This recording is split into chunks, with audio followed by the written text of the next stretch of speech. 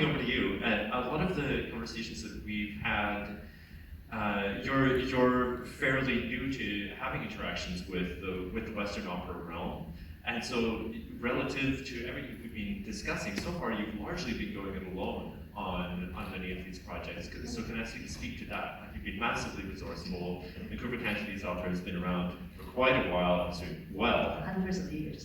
Okay, before I answer your question, I'd like to, do you mind show me a show of hand, how many of you have seen Cantonese opera? 1, 2, 3. Okay, not too bad. Better than I expected. But anyway, Cantonese opera is a unique art form that combines singing, miming, gesture, dialogue, and martial arts. So, and we sing in Cantonese. So it's very difficult for us to promote this art form in an English-speaking country, especially if we're performing traditional repertoire that lasts about 3.5 hours long. So it's a little bit shorter than kabuki, but it's long because a lot of our audience thought it's like a school play. No, but we do have 15 minutes intermission.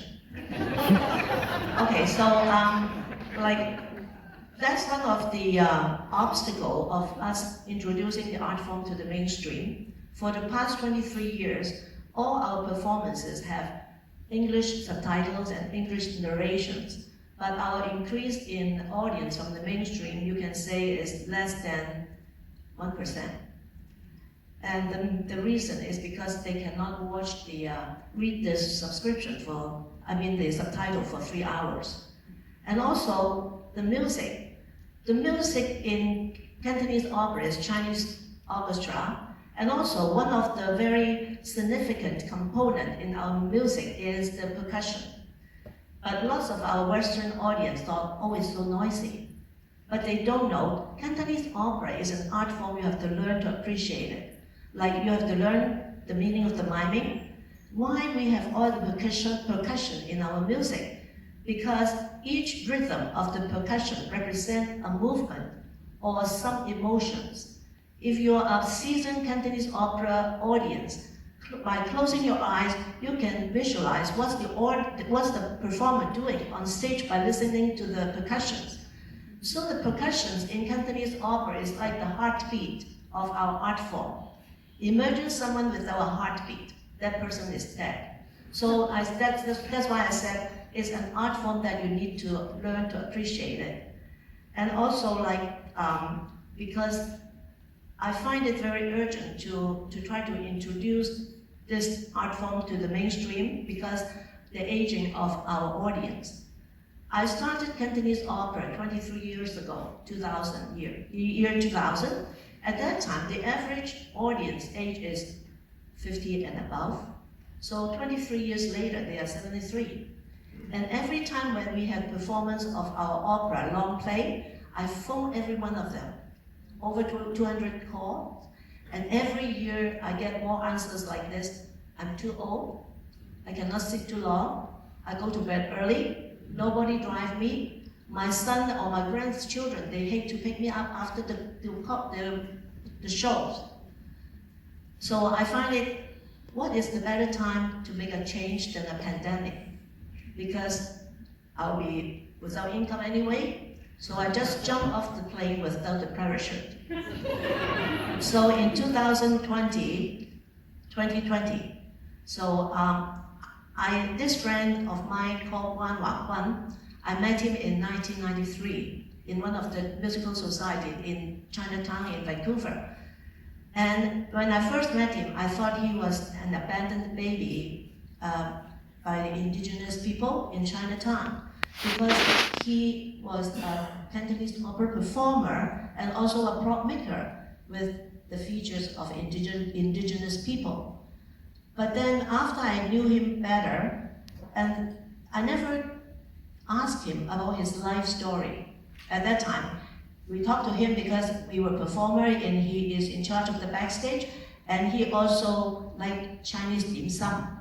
So I took him to a Chinese restaurant to have dim sum sometimes, and then we talked about, I never asked his history. But then when we started thinking, and in 2020, when I thought about, okay, nothing to do, maybe I should do something different. That I've been longing to do is have to revitalize Cantonese opera. So how about have a fusion opera? And this fusion opera, we collaborate with an indigenous performer, Heisner Collins, that you saw in the video. And also we have our own cast of 12 artists. And then we also seek advice from elders from the indigenous community, Victor Gurin and also Eddie Gardner from Chilliwack, the Stolo Nation. Victor is from the Musqueam. And also we have other advisors. So this, we wrote the story and we sent the story back to Hong Kong, one of the composer, because we don't have any Cantonese opera composer in Canada. So gradually we had workshops and then we didn't know how good it would be accepted. So we rented Annex Theatre, the smallest theatre we can afford, and then we have 2 shows November 5th.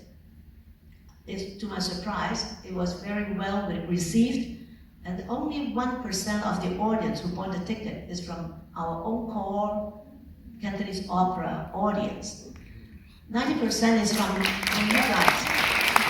And I think it's because it's a fusion opera, it's shorter, it's only 2 hours long. And the song, we collaborate with our other artists. We have a composer, Peter Tam, composed the main theme, and also the songs for Heisler to sing. So that was my stage 1. So I'm going to keep going for my stage 2, that I've already sent email to Mr. Kendall to book the theater for 2023 November for 3 days. And one of the things I learned from being in collaboration with the mainstream is it's very expensive. In our Cantonese opera, we never have to rent a theater for an extra day for tag.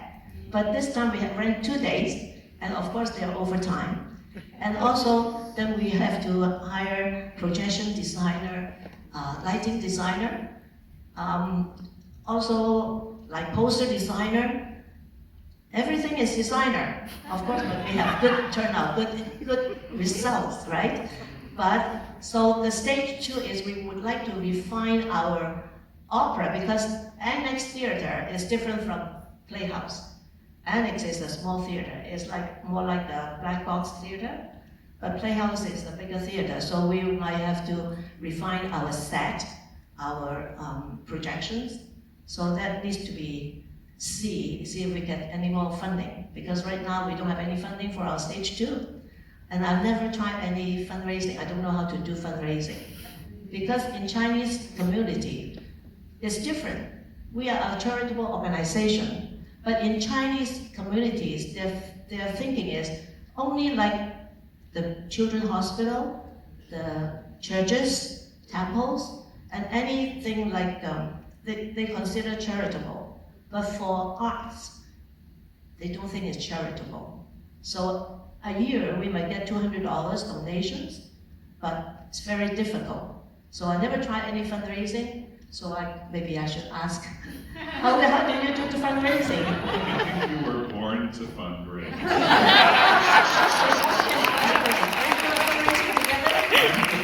I'm completely enamored with Rosa now. I'm going to go to see Cantonese opera. I think you were born to fundraise.